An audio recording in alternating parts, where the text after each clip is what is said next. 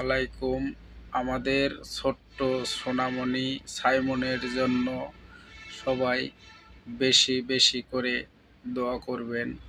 সে যেন সবার মাঝে আবারও আগের মতো সবার সঙ্গে ফিরিয়ে আসতে পারে। তার চোখ দুটো অনেক ড্যামেজ হয়ে গেছে, তার জন্য সবাই বেশি বেশি দোয়া করবেন।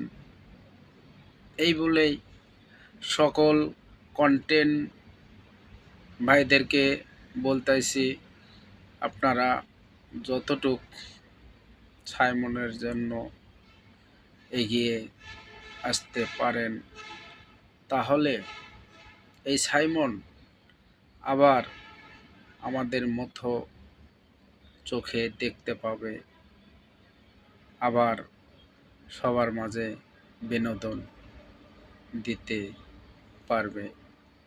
এটাই সবাই